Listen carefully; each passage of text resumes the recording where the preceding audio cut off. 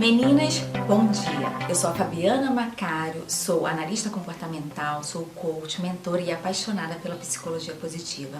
E nesses 2 últimos anos eu me dediquei ao estudo do comportamento humano voltado para o processo de emagrecimento e serei a sua mentora nesses 21 dias do desafio Magramente. Eu quero expressar a minha felicidade em fazer parte da sua decisão nesse momento de mudar o seu relacionamento com a comida. Eu verdadeiramente amo esse processo de transformação pessoal.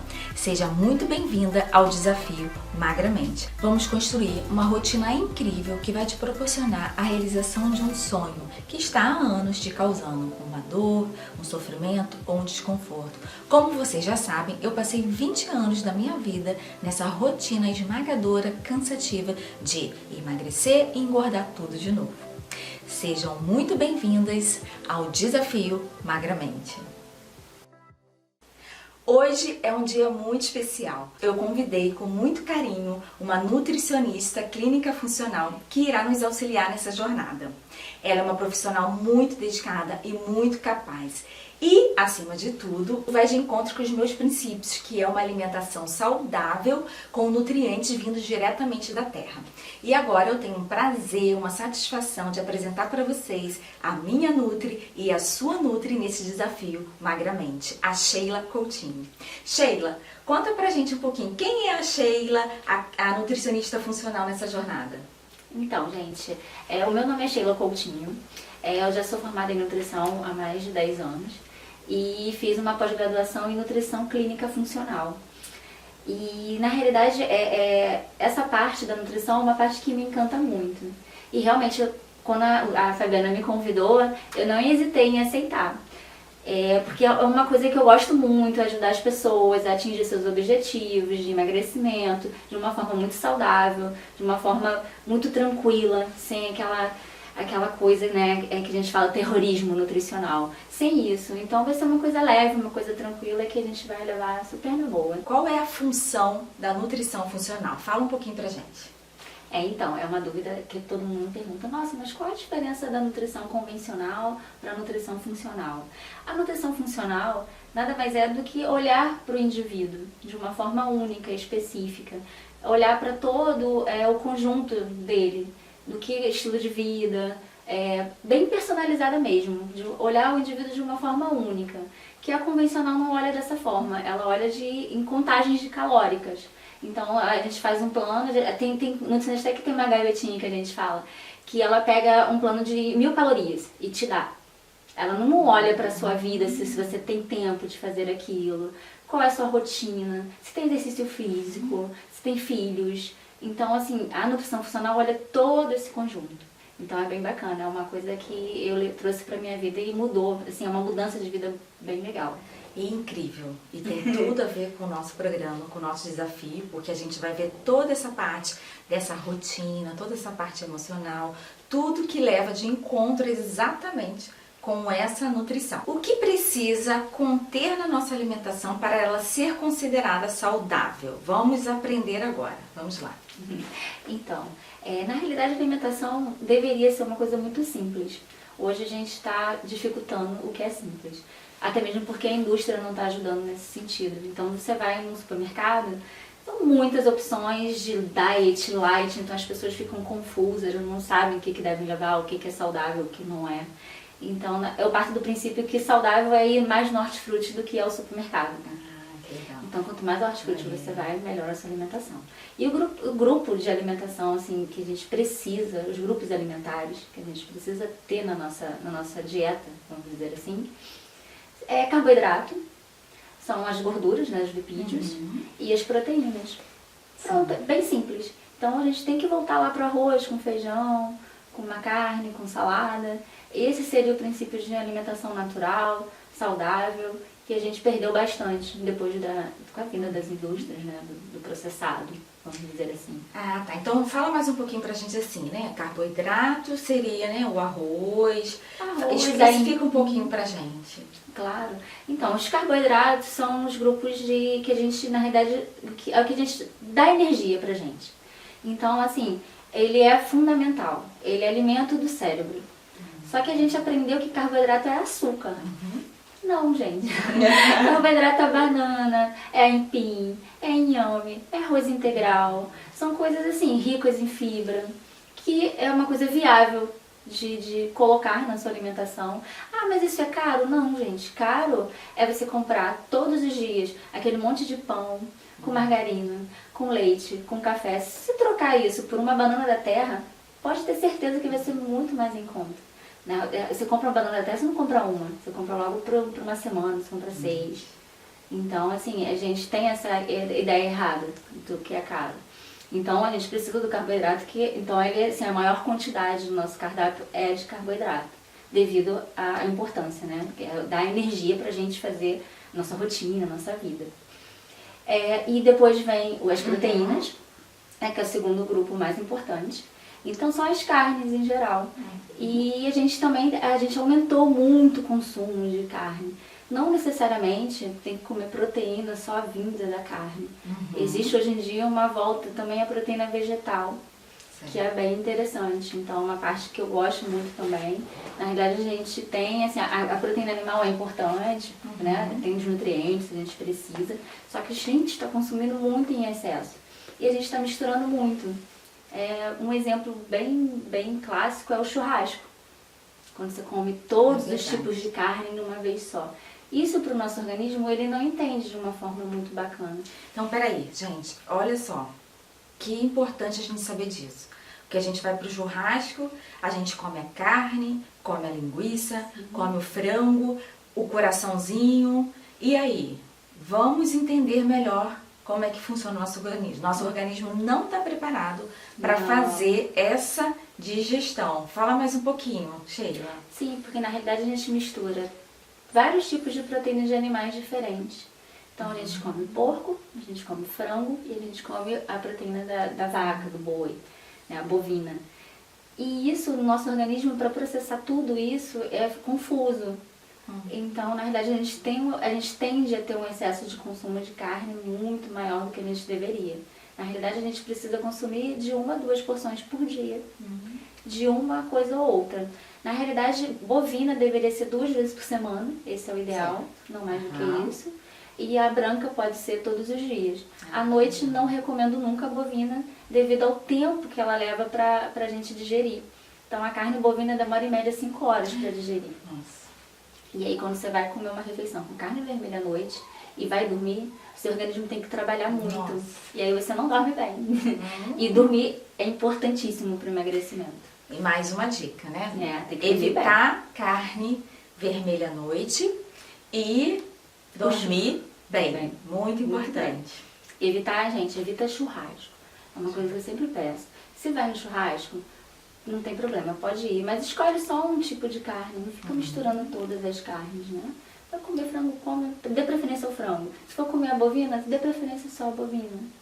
Gente, dica boa, né? Sim. Agora a gente já sabe que no churrasco a gente pode escolher o franguinho, ou a carne, ou a carne suína. A gente faz essa escolha, já é uma boa dica, hein, pra gente. Hein? A gente não vai deixar de ir no churrasco. Não a gente deve, não vai deixar de participar da festa. Mas a gente vai fazer melhores escolhas, que esse é um dos objetivos desse desafio, né?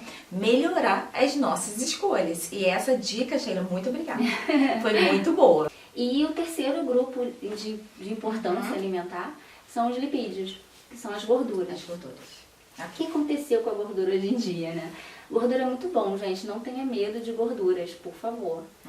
O problema é que a gente criaram uma gordura chamada gordura trans. Então, ela é uma gordura processada. Ela vem de uma gordura líquida, que eles transformam em uma gordura sólida. Seria a margarina, gordura vegetal hidrogenada. Essas gorduras, elas depositam muito nas nossas artérias. Então, e inclusive nas visceral, é o que dá, que a gente fala da barriguinha. E a gente tende a consumir muito isso, porque esse tipo de gordura, ela está praticamente em todos os alimentos. Então, isso tem no sorvete, em todos os biscoitos. A gente tende a consumir muito biscoito. Eu não gosto de biscoito. Todo mundo fala, mas biscoito, creme cracker não tem problema. É péssimo, gente. O biscoito creme cracker, quando você vê, você já comeu meio pacote sem olhar. Sim, verdade. Tá gostosinho, crocantezinho, né? Aí o crack, a gente fala naquele... Tudo que faz crack, as pessoas amam. Então, por isso que as pessoas gostam muito de coisas empanadas, de biscoito, porque faz crack. Ih, gente, outra dica boa. Outra dica, tudo que faz crack. É a gordura trans que faz o crack. Legal, boa. Essa eu não conhecia. Essa boa. É incrível. Essa é Tudo boa. que faz crack, as pessoas... Isso é um paladar que a gente gosta muito. Então a indústria sabe disso. O que ela faz? Ela bota o crack em tudo. Gente, olha. Essa foi boa. Gostei.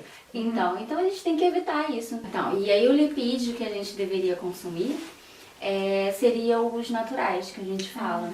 Que é o azeite de oliva extra virgem. O óleo de coco, que apesar de ter uma gordura saturada, consumido em pequenas quantidades, é bacana. Então, a gordura saturada é aquela que faz mal. Na realidade, todo o corpo precisa de gordura também para vários tipos de... A gente tem um mecanismo, o nosso corpo é uma máquina. Então, ela precisa do lipídio para funcionar. Então, o que a gente faz? A gente consome, tanto que ele é um grupamento que a gente consome em menor quantidade. Então, óleo de coco entra o azeite de oliva, entra a manteiga, com muita moderação, mas ela pode entrar se a pessoa não for intolerante, nem alérgica, nenhum a leite, nem a derivados. Pode entrar sim, a manteiga. E a banha de porco, que hoje está muito em alta, tem restrições. Por quê? É bicho, né? E bicho a gente não controla muito. Então a manteiga a gente tem a guia, que a gente consegue tirar bastante coisa dela. No cardápio que você passou aqui para o nosso desafio, nós temos a opção 1 e a opção 2. Aí pode surgir alguma dúvida. Eu posso fazer a opção 1 em um dia e no outro dia escolher a opção 2? Mesmo assim, eu ainda estarei cumprindo com o meu plano alimentar? Fala pra gente. Então, sim. Na realidade, as duas opções estão justamente para a gente variar e não se tornar uma coisa enjoativa, nem uma coisa complicada, nem uma coisa assim, repetitiva. Então, até dentro dessas duas opções, eu coloquei também grupos de alimentos que podem entrar ali naquela variação. E eles, além das duas opções, você pode colocar esse grupamento ali também.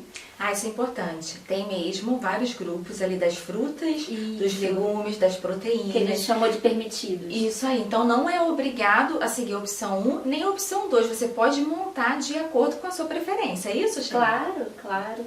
Para justamente ficar variado. A gente precisa de alimentação variada. Não comer todos os dias a mesma coisa.